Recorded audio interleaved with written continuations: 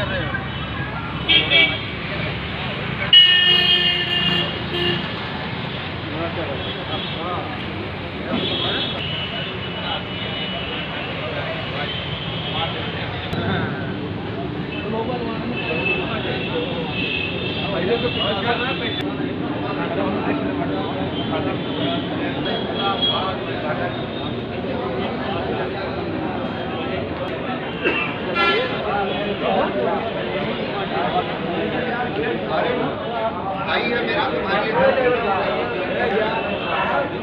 अरे हमारा गाड़ी घर है यार,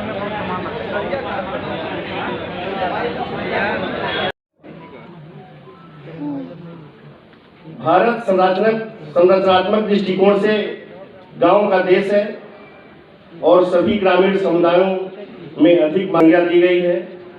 लगभग 70% भारतीय लोग किसान हैं।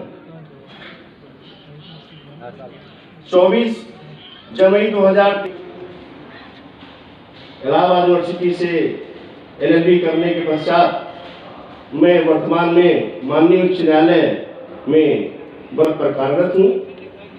इससे पूर्व मेरी माँ जब तक जिंदा थी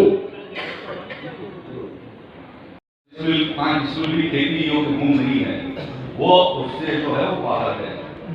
शेष वो किसान जिसके नाम से बतौनी है, खेत है, खेती कर रहा है, ऐसे सारे किसान जो उसके लिए अनर्हता है उस पॉइंट को छोड़कर ऐसा तो कोई नहीं है। क्या प्रॉब्लम है आपको मिल रहा है कि नहीं, मुझे बता दीजिए। हम तो 8 से नीचे वाले लोग तरक्की कर रहे हैं, यही वजह है। इसको कम करने का तरीका यही है कि उनका कुछ काम आपको वहीं करना होगा और ये कर सकते हैं। इसके लिए एक बहुत बड़ी स्कीम है, PMFME कहलाती है। इसमें भी मैं CDO साहबान से कहना चाहूँगा, मुझे दुख है कि 2-3 जिले के CDO साहब मतलब जीरो प्रोग्रेस है। ये मतलब उन्होंने देखा ही नहीं होगा। DM साहब और CDO साहब अगर किसी स्कीम को देख लें तो उसके बाद प्रोग्रेस जीरो हो, ऐसा हो ही नहीं सकता। ये उनके रडार पे नहीं होगा, उनको पता ही नहीं होगा कि ये स्कीम चल रही है। तो ये मेरा अनुरोध है आपसे। इसमें 10 लाख रुपए तक की सब्सिडी है और जिसमें हम लोग इनको फंड कर रहे हैं लगभग 6% का इंटरेस्ट सबवेंशन पे दे रहे हैं।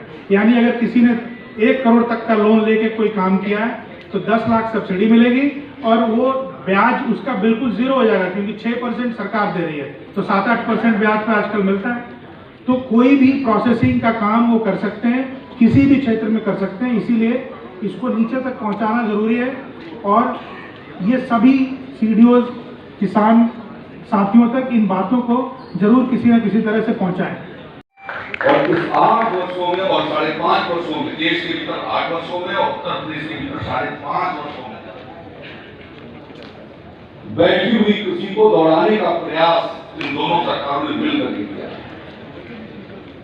और इसलिए आपसे प्रार्थना करना चाहता हूं कि 7-8 साल पहले या 5 और सभी क्षेत्रों के भीतर रखा है,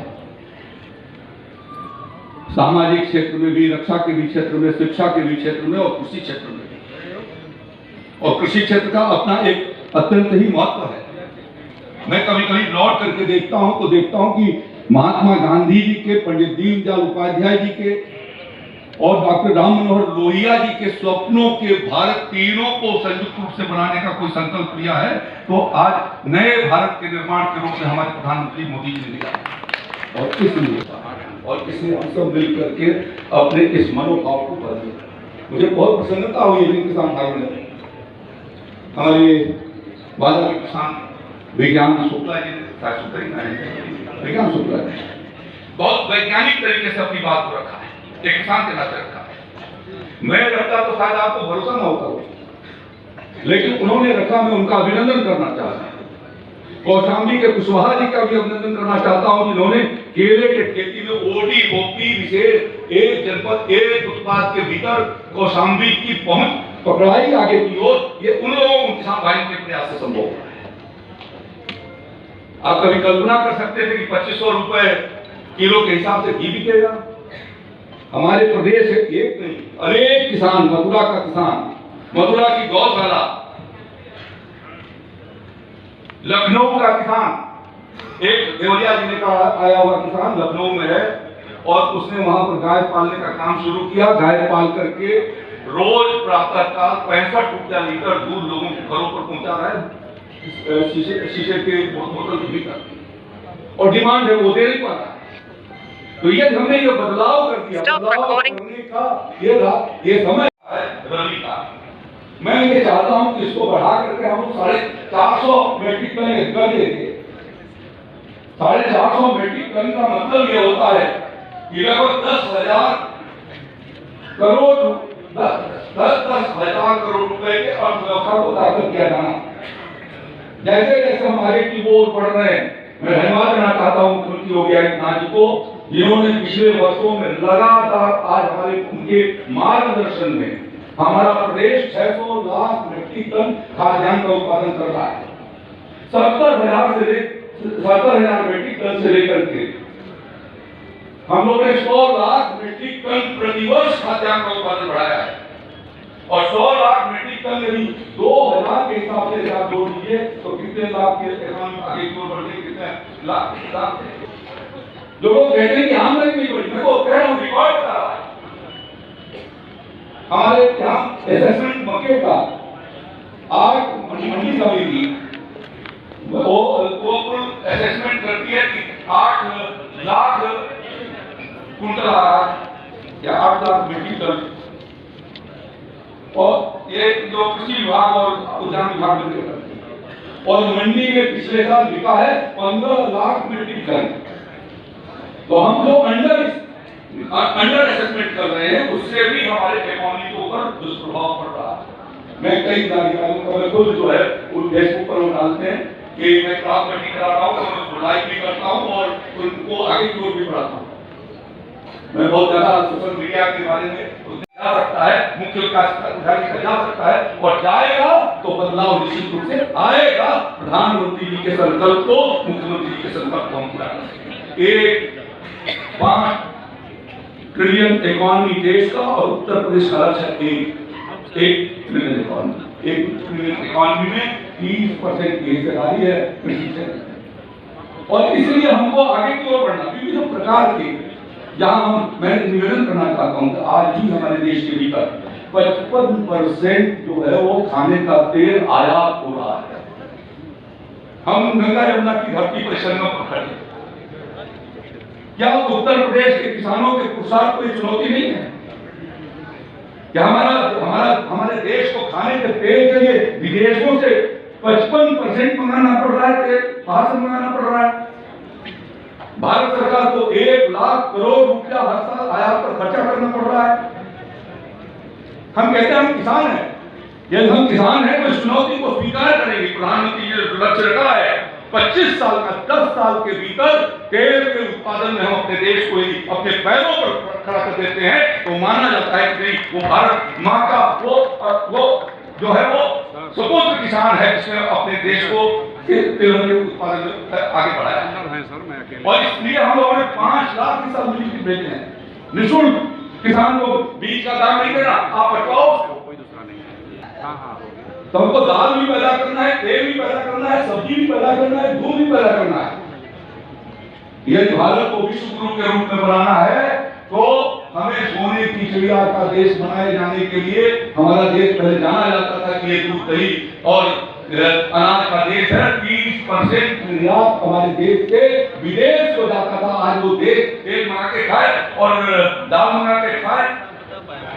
ये चुनौती नहीं है, 75 साल का आजादी के बाद चुनौती। और इसलिए प्रार्थना करना चाहता हूं मैं कि दलहन और तिलहन की खेती को फोकस करिए और इसमें आत्मनिर्भर बनाइए। आज भी जो है वो 13,35,000 मेट्रिक टन मसूर के उत्पादन में रखता है। और कमजोर जनपदों में जो जनपद हैं सबसे गेहूं का कम उत्पादन कहीं पर होता है, उत्पादकता प्रोडक्टिविटी जहां पर कम है वो हमारा सोनभद्र है। राज्य का औसत उत्पादन जो है वो 38 कुंटल प्रति हेक्टेयर की है और सोनभद्र का वो घटकर वो काम कर रहा है। हम लोगों ने एफपीओ को खड़ा करने के लिए पिछले जो हमारा योगी जी का फर्स्ट कार्यकाल का फर्स्ट था उसके भीतर हमने 60 करोड़ रुपए के लागत से 100 हमने प्रोसेसिंग केंद्र, ये शीट प्रोसेसिंग सेंटर स्थापित कराए। कुछ चालू हो गए, उसमें से 23-24 तो ऐसे हैं, 24 या 25 या 34 हैं जो प्रारंभ कर दिया उन्होंने काम को।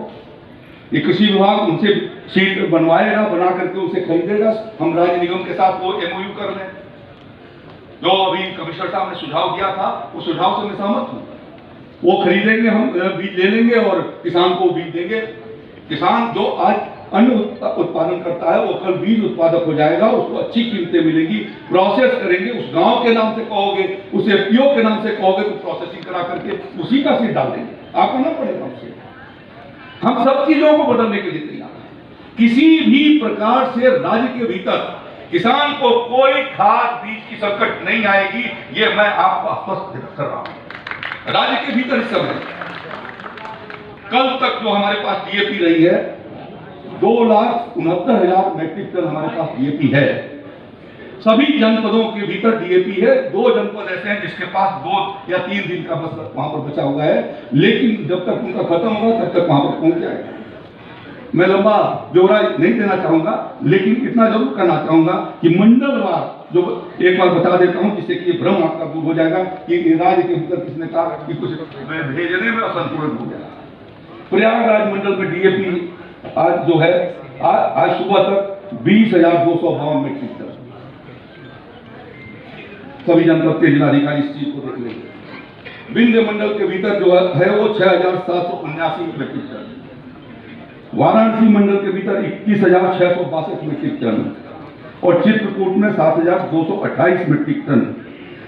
टोटल फॉस्फेटिक खाद DAP को मिला करके 28,200 मैट्रिक टन। प्रयागराज मंडल में 8,711 मैट्रिक टन, विंध्य मंडल में 29,027 मैट्रिक टन, वाराणसी मंडल में 8,156 मैट्रिक टन चित्रकूट के भीतर है। यूरिया आज हमारे पास 13 लाख मैट्रिक टन पूरे राज्य के भीतर है।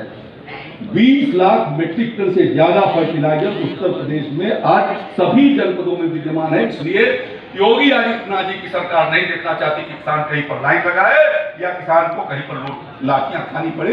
राज्य सरकार जहां पर लाठी चलेगी उन किसान अधिकारियों को उत्तरदायी बनाएगी और इसलिए उनके खिलाफ कार्रवाई भी करेगी। ये बात आप समझ लेंगे।